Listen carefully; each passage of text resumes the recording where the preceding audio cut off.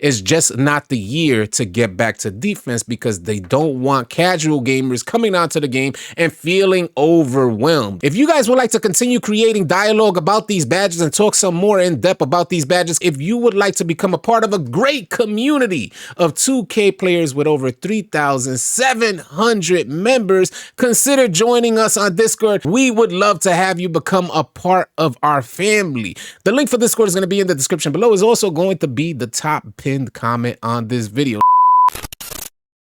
Hey, what's up, YouTube? You already know I'm AllCity with AllCityLiveTV.com, and thank you for tuning in. Hey, listen, we're going to revisit these badges to see what still works, what's still functional out there, if it's worth equipping particular badges. Should you guys still be making a build with like max badges, or should you guys be focused on attributes?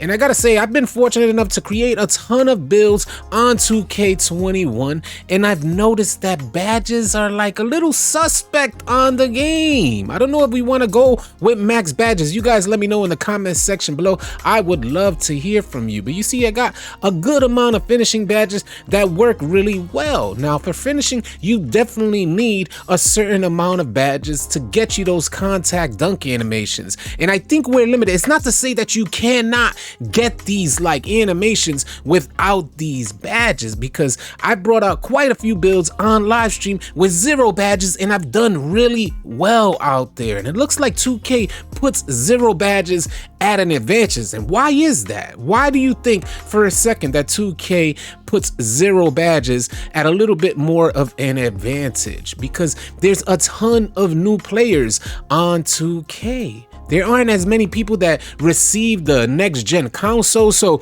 they wanted to make it for the casual gamer. They wanted to make it a more enjoyable experience. The gamer that doesn't have enough time to grind these badges, they wanted to make it a good experience for them. So even without Slithery and Posterizer on Hall of Fame, I was still getting contact dunks out there, still being able to drive into the paint. Not to say that you don't need those badges now. It's a matter of consistency, where whether or not you need Slithery, Posterizer, and Fearless, you know, it's a matter of you wanting to maintain a certain level of consistency to compete. Now, a person that actually plays the game and grinds the badges, especially, matter of fact, let's go into the defensive badges, especially when you grind out your defensive badges and you got Rim Protector on Hall of Fame, Rebound Chaser on Hall of Fame, Interceptor up at a high level, you're like, man, listen, I don't want to grind out my badges for someone with no badges to even be able to compete with me. But that's what's happening on 2K. That's what we're noticing out there, especially like myself. I've created so many different builds and I bring them out with 0 badges, and it's not too noticeable. This has been the case since the beginning of the year. We actually noticed somebody with 0 defensive badges creating defensive plays out there. And it's like, what in the world? How does that happen? 0 defensive badges, 0 defensive attributes, still being able to compete defensively? That should be unheard of. But of course, 2K is not going to make that a thing, because if you get the casual gamer out there creating builds, they drop $50 and they go bring their build out there and they're complete trash, they're not going to be likely to get on the game because there's no sentimental value tied into the game, and they're not heavily invested into basketball gaming. So they want to make sure that they kind of lock those players in and say, if you get on, we're going to hook you in and get you to come back. But the problem is, for veteran gamers who actually do invest their time and efforts into 2K, is that when they do come back and they build up their player, they max out their badges, they don't notice a huge, tremendous difference. If that's been your experience, let me know in the comment section below.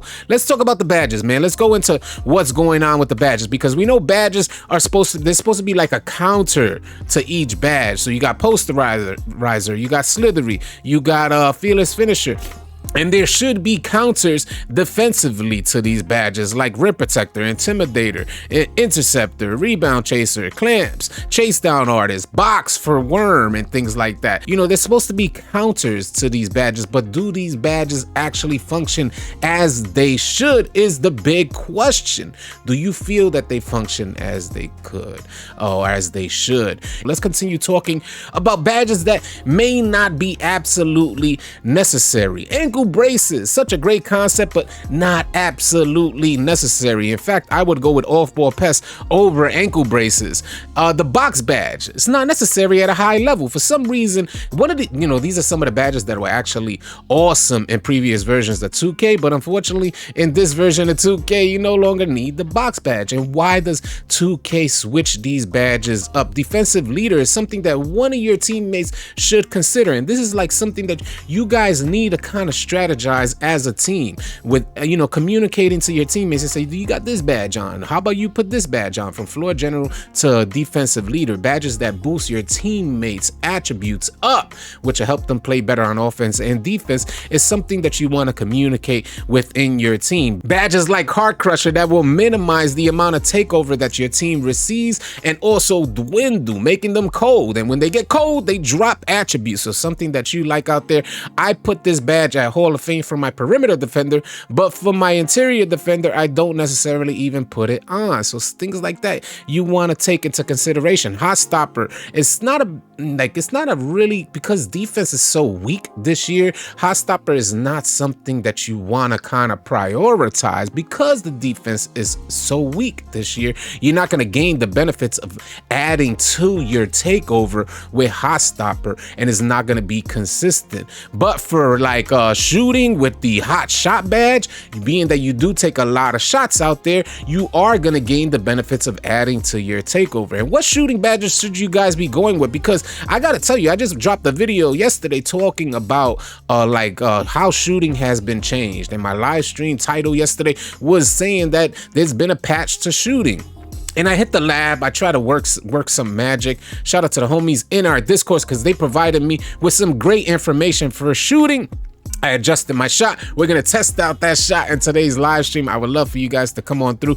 But I got Hot Zone Hunter, deep threes. I'm going to take off blinders. We don't necessarily need blinders no more. It's not the same. And we're going to put on Hot Shot as well. We're going to put that to gold. And maybe I put that to silver and put Deadeye to gold. Who knows? I might reverse that. But I want the takeover. We're going to put that to gold. We're going to leave it like that. So there's so many different shooting badges. But these are like your primary. You remember last year you had the diamond setup? Well, these are like your primary badges. You got your deep threes and your Hot Zone Hunter. And prior to the most recent patch, with those two badges alone, even before equipping those badges, I was shooting lights out on multiple players. But after the patch, things have changed tremendously, and it's almost guaranteed that 2K is tweaking jump shots out there, and you might have to adjust your badges accordingly. Stop and Pop, a great badge to have. Volume Shooter at a low level, a great badge to have. You got Catch and Shoot that might add some boost. Green Machine at a lower level might add some boost, and Rhythm Shooter if you're shooting off the dribble. Great badges to equip, but again, all of these badges have counter defensive badges to them. So these are some of the things that you might want to consider. I tried Trapper at a higher level, and you need multiple players, like 2 or more, to actually, the people that are trapping,